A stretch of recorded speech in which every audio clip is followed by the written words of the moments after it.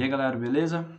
Preparados para mais um curta do professor João? Vamos lá. O tema de hoje será funções trigonométricas. Então, pessoal, como vocês já devem, ter estudado, uma função é aquela que começa daquele jeitão assim, ó, f de x. E após o f de x, temos então a nomenclatura da função.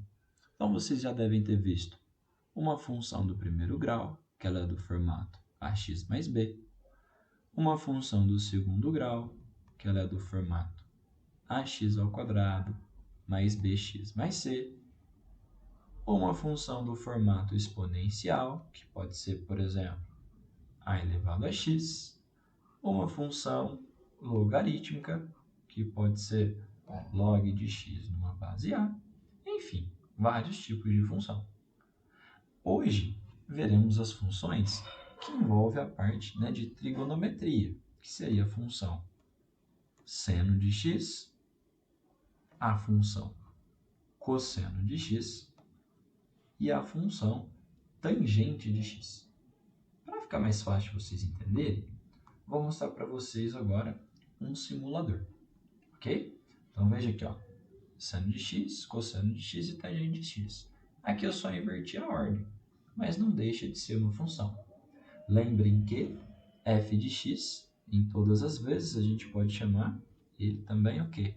De y, já que uma função é representada num gráfico.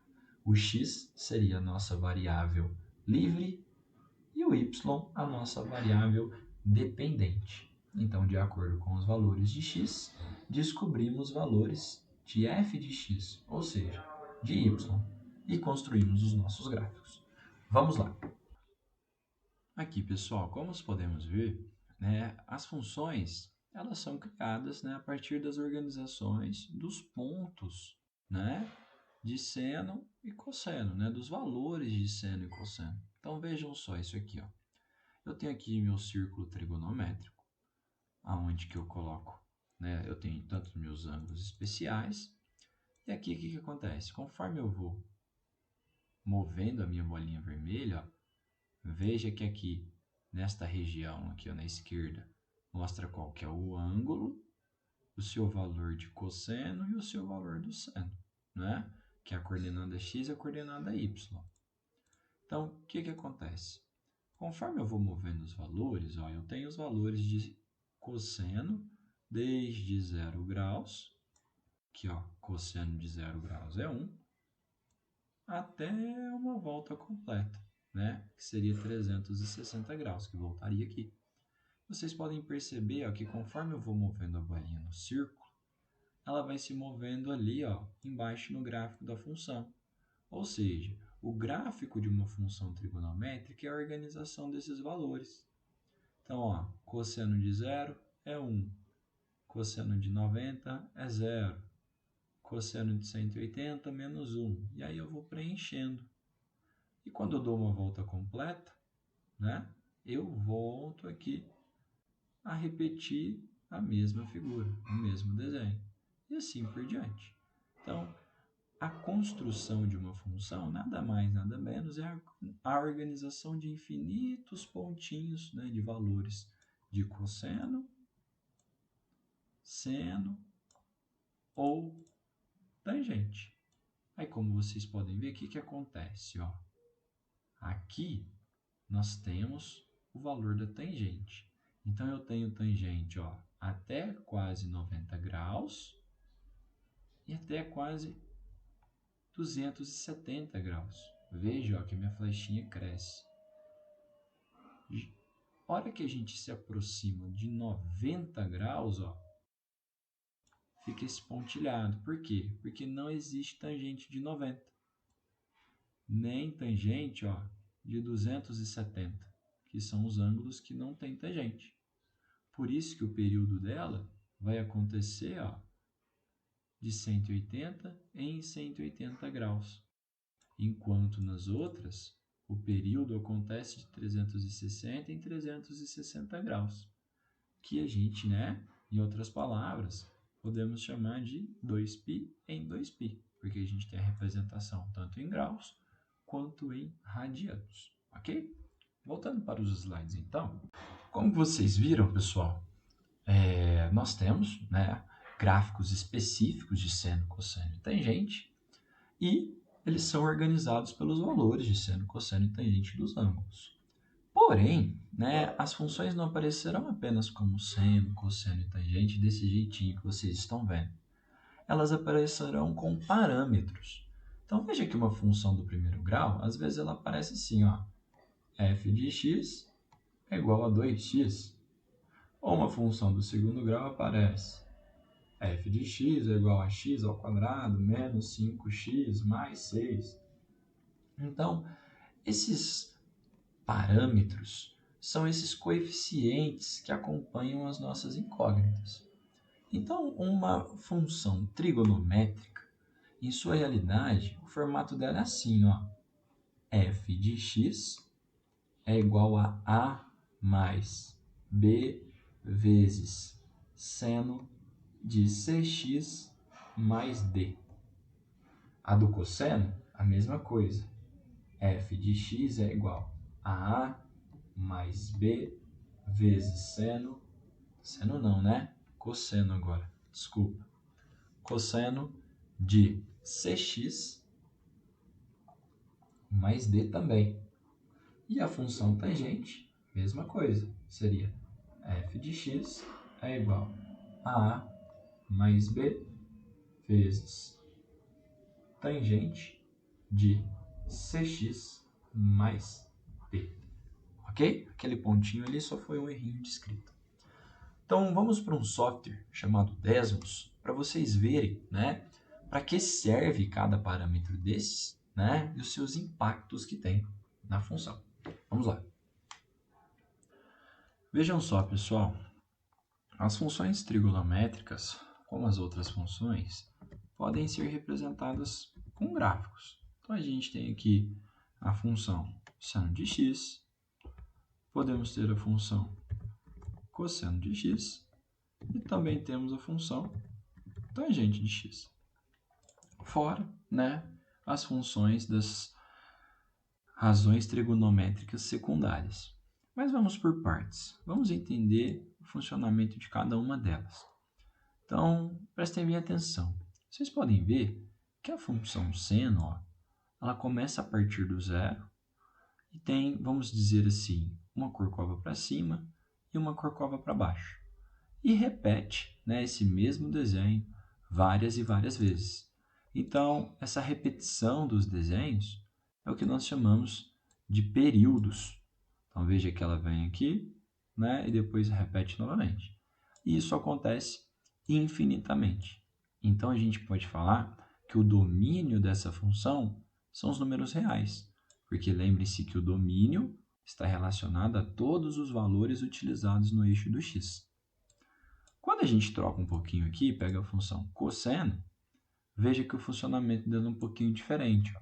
Ela inicia lá no 1, é tipo um vale, ó, entre duas montanhas e depois se repete. Então veja só, o desenho se repete também infinitamente, por causa que nós temos aqui vários períodos. Como que a gente utiliza todos os valores de x, temos também que o domínio são os números reais. Nesse formato, né, em que a função seno e cosseno está, nós também poderíamos falar que a imagem delas, ó, está entre 1 e menos 1. Então, elas utilizam só esses valores. Já aqui, elas estão escritas de forma bem simples.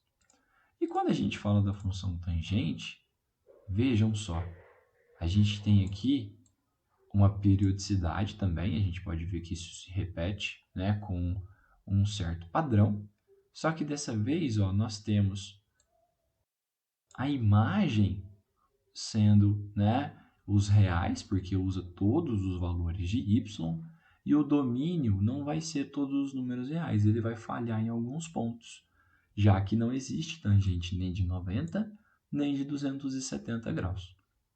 Mas essa aqui não é tão importante quanto as outras. Então, quando a gente pega seno e cosseno, elas são as mais recorrentes do vestibular. E essas funções, elas costumam ter parâmetros, como que a gente viu, né, anteriormente. Então, o que acontece? Vejam só. Uma função, né, de sua forma completa, ela possui 4 parâmetros: o a, o b, o c e o d. E qual que é a função de cada um deles? O parâmetro a, que é aquele que fica aqui sozinho, ele serve para deslocar a nossa função tanto para cima quanto para baixo. Então vejam só, se eu aumento ele, ela sobe, se eu diminuo, ela desce. Então o a tem essa função, deslocar a função para cima e para baixo. Então o a vai ser importante para a gente determinar os valores de máximo e mínimo, os extremos da imagem da nossa função. Nós temos também o valor de b, que é o que multiplica a função aqui, ó. Então, o que o b vai alterar? Vejam só, quando eu aumento o b, a minha, corcova, vamos dizer assim, aumenta. E aqui diminui. Então, esse aumentar e diminuir, chamaremos de mudar a amplitude. Então, o b está ligado à amplitude da nossa onda, né? A amplitude. Quando nós podemos observar aqui, ó, quanto maior o B, maior a amplitude, menor o B, menor a amplitude. Ele que também está ligado aí à modificação dos valores de máximo e mínimo e, né, os limites da imagem dessa função. Quando nós mexemos no C, vejam só, ó, que eu comprimo a nossa onda ou eu estico. Então, isso aqui nós estamos mexendo no que eu chamo de frequência. Uma onda com alta frequência e aqui outra onda com baixa frequência. Então, veja que o C ele é responsável pelo período. Aqui, ó, eu estico o período. Como assim, professor? Veja, ó, que as repetições demoram mais para acontecer, elas são mais longas. E a hora que eu faço isso, ó, as repetições são mais curtinhas. Então, significa que o C está mudando o período, né? Ele estica e contrai o período da nossa função. E o nosso parâmetro D, não menos importante, ele vai ser aquele que desloca a função para frente e para trás. Isso acontece, pessoal, tanto na função seno, quanto também na função cosseno. E se nós formos mexer na função tangente, colocar os parâmetros, né? A mais B, C e o D, eles vão ter aí o mesmo funcionamento, né? Então, se eu pegar aqui, ó, o A, meio que ele mexe nela, deslocando para cima e para baixo. O B muda aí a forma, né, dessa curvatura da nossa função, do gráfico. O C aumenta ou diminui o tamanho do período. E o D desloca ela para frente e para trás. Mas o mais comum, né, de cair nos vestibulares é sobre os máximos e mínimos da função seno e cosseno e como calcular o período de cada uma delas. O que nós devemos nos preocupar mais na função tangente é saber que a imagem delas são todos os números reais, mas o domínio não, por causa que não existe, né, tangente de 90, 270 e os respectivos arcos que caem no mesmo lugar. Ok? Vamos voltar lá então para os slides. Agora que vocês viram, né, para que serve cada um dos parâmetros, vamos sintetizar algumas coisas aqui. Então, todas as vezes que a gente estiver trabalhando com uma função seno ou uma função cosseno, o que é legal a gente lembrar? Que as suas extremidades aqui, que nós chamamos de máximos e mínimos, delimitam a imagem. Então, toda vez que eu quero representar a imagem de uma dessas duas funções, eu vou lembrar assim, ó, que o seu valor mínimo fazemos a partir da subtração do parâmetro A menos o B. E o seu valor de máximo a gente obtém a partir da soma do parâmetro A mais o parâmetro B. Todas as vezes que nós quisermos descobrir o período da nossa função, né, que é o comprimento aqui, que ela demora para se repetir, o período da função seno quanto da função cosseno a gente calcula sendo 2π dividido pelo módulo de C, ok? Parâmetro C que acompanha o x. Todas as vezes que falarmos sobre o domínio, temos que o domínio da nossa função será os números reais, já que a gente usa tudo. E quando falarmos da amplitude, a amplitude, pessoal, não é de uma parte mais alta até a parte mais baixa, mas a amplitude é do meio aqui, ó, da nossa função até a parte mais alta.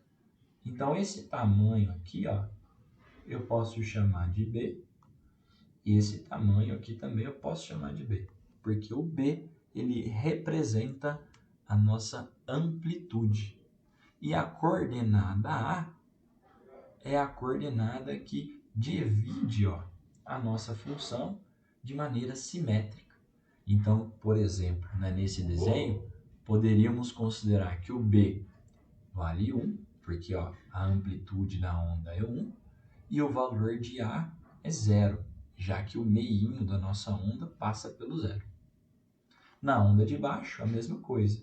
A amplitude aqui seria 1, e o nosso A, que é o eixo, né, que corta a nossa função, também seria o quê? 0. Não seria o eixo de simetria, né, porque ela não está exatamente espelhada, mas seria o eixo que parte ela exatamente ao meio, né, nesse sentido. Ok? Então, utilize e anote muito bem essas 4 relaçõezinhas, que ela vai te ajudar bastante aí para resolver os exercícios. Ok? E, para finalizar, quando a gente fala de função tangente, as coisas mudam um pouquinho.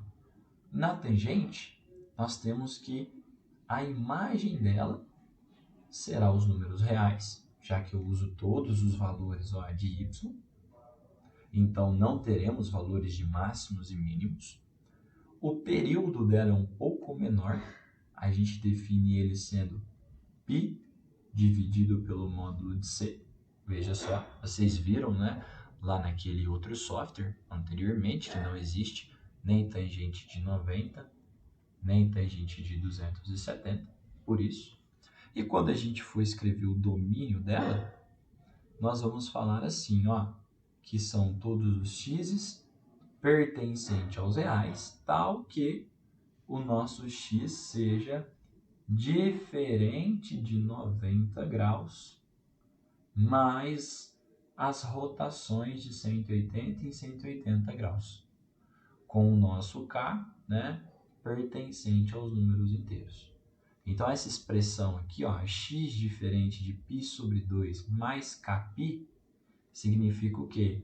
Que ela não tem, né, a tangente de 90, depois 270 e assim por diante. Sempre indo de 180 em 180. Ok? Espero que vocês tenham entendido. Apliquem isso aí agora nos exercícios. Tá bom? Um grande abraço do professor João. Pessoal, até mais.